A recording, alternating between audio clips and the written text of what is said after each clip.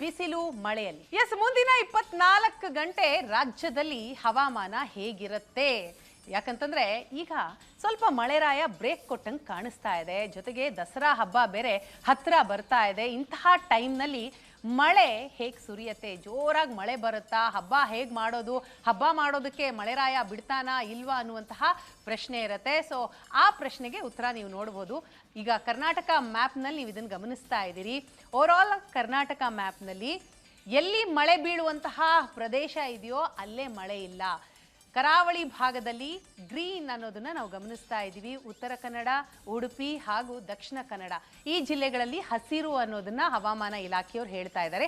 ಇನ್ನುಳಿದಂತೆ ಬೇರೆ ಬೇರೆ ಜಿಲ್ಲೆಗಳಲ್ಲಿ ಯೆಲ್ಲೋ ಅಲರ್ಟ್ ಅಂತ ಹವಾಮಾನ ಇಲಾಖೆಯವರು ಹೇಳ್ತಾ ಇದ್ದಾರೆ. ದಕ್ಷಿಣ ಕನ್ನಡ, ಉಡುಪಿ, ಉತ್ತರ ಕನ್ನಡ ಜಿಲ್ಲೆಗಳಿಗೆ ಮಾತ್ರ ಯಾವುದೇ ಮಳೆಯ ಅಲರ್ಟ್ನೆಸ್ ಅನ್ನ ಹವಾಮಾನ ಇಲಾಖೆಯವರು ಕೊಟ್ಟಿಲ್ಲ. ಸೊ ಮುಂದಿನ 24 ಗಂಟೆ ಈ ಭಾಗದಲ್ಲಿ ಮಳೆ ಬರಲ್ಲ ಅಂತ. ಇನ್ನೊಂದು ಗಮನಿಸಬೇಕು, ಮಳೆ ಬರ್ತಾ ಇಲ್ಲ, ಬೇಸಿಗೆ ಏನೋ ಅನ್ನೋ ರೀತಿ ಬಿಸಿಲು ಕೂಡ ಶುರುವಾಗ್ಬಿಟ್ಟಿದೆ. ಭರ್ತಿ ಬಿಸಿಲು ಬರ್ತಾ ಇದೆ, ಮೋಡನೂ ಇಲ್ಲ ಮಳೆನೂ ಇಲ್ಲ ಅನ್ನುವಂತಹ ಪರಿಸ್ಥಿತಿ. ಆದರೆ ಇನ್ನುಳಿದಂತಹ ಜಿಲ್ಲೆಗಳಲ್ಲಿ ಯೆಲ್ಲೋ ಅಲರ್ಟ್, ಅವಾಗವಾಗ ಸಾಧಾರಣ ಮಳೆ ಆಗುವಂತಹ ಸಾಧ್ಯತೆ ಇದೆ ಅಂತ ಹವಾಮಾನ ಇಲಾಖೆಯವರು ಹೇಳ್ತಾ ಇದ್ದಾರೆ. ನಮ್ಮ ರಾಜ್ಯದ ಹವಾಮಾನ ಹೇಗಿದೆ ಅನ್ನೋದನ್ನ ನೋಡಿದ್ವಿ. ಇನ್ನು ಸ್ವಲ್ಪ ದೇಶದ ಕಡೆಗೆ ಕಣ್ಣು ಹಾಯಿಸ್ಕೊಂಡ್ಬಿಡೋಣ.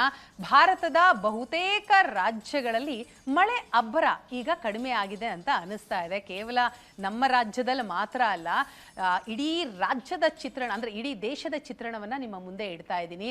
ಬೇರೆ ಬೇರೆ ರಾಜ್ಯಗಳಲ್ಲಿ ಹೇಗಿದೆ ವೆದರ್ ಅಂದರೆ ಹವಾಮಾನ ಅನ್ನೋದನ್ನ ನೀವು ಮ್ಯಾಪ್ನಲ್ಲಿ ಗಮನಿಸ್ತಾ ಇದ್ದೀರಿ. ಇಂಡಿಯಾ ಮ್ಯಾಪ್ನಲ್ಲಿ ಮೇಲ್ಭಾಗದಲ್ಲಿ ಹಸಿರಿದೆ. ಮೇಲ್ಭಾಗ ಅಂತಂದರೆ ಜಮ್ಮು ಕಾಶ್ಮೀರದಿಂದ ಹಿಡ್ಕೊಂಡು ಗುಜರಾತ್ನವರೆಗೂ ಕೂಡ ಮಳೆನೇ ಇಲ್ಲ ಅನ್ನುವಂತಹ ಸೂಚನೆಯನ್ನ ಹವಾಮಾನ ಇಲಾಖೆಯವರು ಕೊಡ್ತಾ ಇದ್ದಾರೆ. ಇನ್ನು ಕೆಲವೊಂದಿಷ್ಟು ಕಡೆಗಳಲ್ಲಿ ಆರೆಂಜ್ ಅಲರ್ಟ್ ಇದೆ. ಅದರಲ್ಲೂ ಈಶಾನ್ಯ ಭಾರತ, ಅರುಣಾಚಲ ಪ್ರದೇಶ ಸೇರಿದಂಗೆ ಮೇಲ್ಭಾಗದಲ್ಲಿ ಉತ್ತರಾಖಂಡ ಅಲ್ಲಿ ಆರೆಂಜ್ ಅಲರ್ಟ್ ಇದೆ. ಇನ್ನು ಮಹಾರಾಷ್ಟ್ರದಲ್ಲೂ ಕೂಡ ಆರೆಂಜ್ ಅಲರ್ಟ್ ಅನ್ನೋದನ್ನ ಹವಾಮಾನ ಇಲಾಖೆಯವರು ಹೇಳ್ತಾ ಇದ್ದಾರೆ. ಮಳೆ ಬರುವಂತಹ ಸಾಧ್ಯತೆ ಆ ಭಾಗದಲ್ಲಿ, ಆ ರಾಜ್ಯದಲ್ಲಿ ಇದೆ.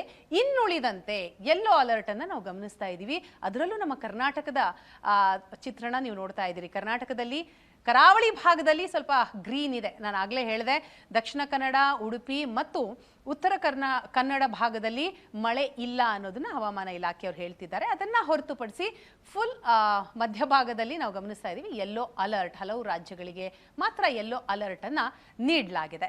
ಸೊ ಹಾಗಾಗಿ ಉತ್ತರ ಭಾರತದಲ್ಲಿ ಮುಂಗಾರಿನ ಅಬ್ಬರ ಎಷ್ಟಿತ್ತು, ಮೇಘಸ್ಫೋಟನೆ ಆಗೋಗಿತ್ತು, ಅದರಿಂದ ಆದಂತಹ ಅನಾಹುತ ಬಹಳಷ್ಟಾಗಿತ್ತು.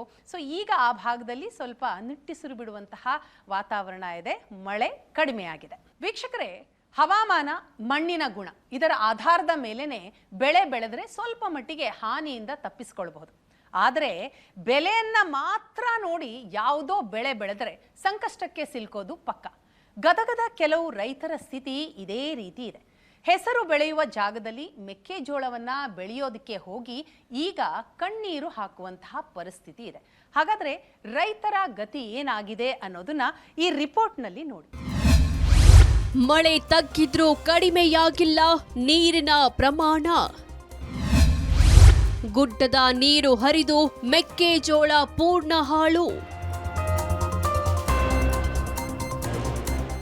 ಗದಗದಲ್ಲಿ ವಾಡಿಕೆಗಿಂತ ಹೆಚ್ಚು ಮುಂಗಾರು ಮಳೆ ಅಬ್ಬರಿಸಿದೆ. ಅದರಲ್ಲೂ ಕಪ್ಪತ ಗುಡ್ಡ ಸೆರಗಿನಲ್ಲಿ ಅಬ್ಬರಿಸಿ ವರುಣಾರ್ಭಟಕ್ಕೆ ರೈತರ ಜೀವನವೇ ಮೂರಾಬಟ್ಟಿಯಾಗಿದೆ. ಕಳೆದ ಕೆಲ ದಿನದಿಂದ ಮಳೆರಾಯ ಅಲ್ಪ ವಿರಾಮ ನೀಡಿದ್ದಾನೆ. ಆದ್ರೆ ಮಳೆ ನಿಂತರೂ ರಗಳೆ ಮಾತ್ರ ತಪ್ಪಿಲ್ಲ. ಕಪ್ಪದ ಗುಡ್ಡದಿಂದ ನೀರು ಬರ್ತಿದ್ದು ಶಿರುಂಜ ಗ್ರಾಮದಲ್ಲಿ 100 ಎಕರೆ ಜಮೀನು ಕೆರೆಯಂತಾಗಿದೆ. ಮಳೆ ಪ್ರಮಾಣ ಹೆಚ್ಚಾದ್ರೂ ತಡೆದುಕೊಳ್ಳುವ ಸಾಮರ್ಥ್ಯವಿರೋ ಮೆಕ್ಕೆಜೋಳವೇ ಕೊಳೆಯುವ ಹಂತಕ್ಕೆ ತಲುಪಿದೆ. ಇನ್ನೇನು 15ರಿಂದ 20 ದಿನಕ್ಕೆ ಕಟಾವಿಗೆ ಬರ್ತಿದ್ದ ಗೋವಿನ ಜೋಳ ನಾಶವಾಗ್ತಿದ್ದು ರೈತರು ಕಣ್ಣೀರು ಹಾಕ್ತಿದ್ದಾರೆ. ಎಕರೆಕ 25-30 ಸಾವಿರ ರೂಪಾಯಿ ಖರ್ಚು ಮಾಡಿ ಸರ್. ಅದು ತೆನಿನೇ ಹಾಕಿಲ್ರಿ, ನೀರು ಹೊಲ ತುಂಬ ಎಲ್ಲ ನಮ್ಮ ಇಡೇ ಹಿರುಂದು ಹದ್ನಾಗ ಎಲ್ಲಲ್ಲಿ ನೀರು ನಿಂತ್ಬಿಡು ಸರ್. ಒಂದು ಹೊಲನೂ ಗೊಂಜಾಳ ಮುರಿಯಂಗಿಲ್ಲ, ತೆನಿ ಮುರಿಯಂಗ ನೋಡ್ರಿ. ಇಷ್ಟೊತ್ತು ಯಾರೇ ತೆನಿ ಮುರಿಯಲಕ್ರಿ ಗೊಂಜಾಳ. ಈಗ ತೆನಿನ ನೋಡ್ರಿ, ಇಲ್ಲಿ ಎಲ್ಲ ಏನು ತೆನಿನ ಹಾಕಿಲ್ಲ, ಎಲ್ಲ ಹೊಲ ತುಂಬ ನೀರು. ದನನೂ ಮನ್ಯಾಗ, ಮನುಷ್ಯರು ಮನ್ಯಾಗ, ಹೊಲದ ಕಡೆ ಬರಲಾರ್ದಂಗೆ ಐತೆ ನೋಡಿ ಸರ್ ಪರಿಸ್ಥಿತಿ. ಎಕರೆ ಮೆಕ್ಕೆಜೋಳ ಬೆಳೆ ಬೆಳೆಯಲು ರೈತರು 25ರಿಂದ 30 ಸಾವಿರ ರೂಪಾಯಿ ಖರ್ಚು ಮಾಡ್ತಾರೆ. ಆರಂಭದಲ್ಲಿ ಮಳೆಯಾಗಿ ಹೆಸರು ಸಂಪೂರ್ಣ ನಾಶವಾಗಿದ್ರಿಂದ ಮೆಕ್ಕೆಜೋಳವಾದ್ರೂ ಕೈ ಹಿಡಿಯುತ್ತೆ ಅಂದ್ಕೊಂಡಿದ್ರು. ಆದ್ರೆ ಜಮೀನುಗಳು ಜವುಳು ಹಿಡಿದು ತೇವಾಂಶದಿಂದ ಗೋವಿನ ಜೋಳ ಬೇರುಗಳಿಗೆ ರೋಗ ಆವರಿಸಿದೆ. ತೇವಾಂಶ ಹೆಚ್ಚಳದಿಂದ ತೆನೆ ಕೂಡ ಬೆಳಿತಿಲ್ಲ. ಎಕರೆ 1000 ಎಕರೆ ಹಾಕಿದ್ರು. ಈಗೆಲ್ಲ ಈ ಬೆಳೆ ಹಾನಿ ಹಿಂಗಾಗಿ ಲುಕ್ಷನಾಗಿ ಎಲ್ಲ ಭಾಳ ಅಲಲ್ಕುಲ ಆಗ್ಬಿಟ್ಟೈತ್ರಿ. ಈ ತೆನೆ ನೋಡಿರಿ ಈ ನಮೂನಿ ಎಲ್ಲ ಎದಕ್ಕೂ ಬರ್ದಂಗೆ ಮಾರ್ಕೆಟಿಗೆ ಹೋಗೋ ಸತ್ತೆಲ್ಲ ದನ ತಿನ್ನೋದಿಲ್ಲ ಆ ಥರ ಆಗಿಬಿಟ್ಟೈತ್ರಿ. ಕೃಷಿಯನ್ನೇ ಅವಲಂಬಿಸಿರೋ ಅನ್ನದಾತರು ಸಂಕಷ್ಟಕ್ಕೆ ಸಿಲುಕಿದ್ದಾರೆ. ಕೈಗೆ ಬಂದ ತುತ್ತು ಬಾಯಿಗೆ ಬರದಂತಾಗಿದೆ ಅಂತ ಕಣ್ಣೀರು ಹಾಕ್ತಿದ್ದಾರೆ. ರೈತರು ಇಷ್ಟೆಲ್ಲ ಸಮಸ್ಯೆ ಎದುರಿಸ್ತಿದ್ರು. ಹಾನಿಯಾದ ಪ್ರದೇಶಕ್ಕೆ ಕೃಷಿ ಇಲಾಖೆ ಅಧಿಕಾರಿಗಳು ಮಾತ್ರ ಭೇಟಿ ನೀಡಿಲ್ಲ. ಇದು ಮತ್ತಷ್ಟು ಅಸಮಾಧಾನಕ್ಕೆ ಕಾರಣವಾಗಿದ್ದು, ಇನ್ನಾದರೂ ಅಧಿಕಾರಿಗಳು ಅನ್ನದಾತರಿಗೆ ಪರಿಹಾರ ನೀಡಬೇಕಿದೆ.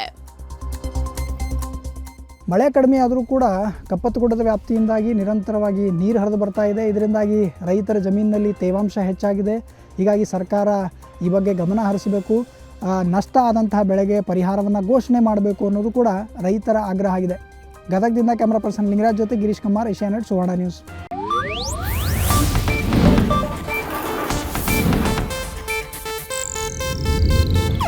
ಇದು ಏಷ್ಯಾನೆಟ್ ನ್ಯೂಸ್ ನೆಟ್ವರ್ಕ್ ಪ್ರಸ್ತುತಿ.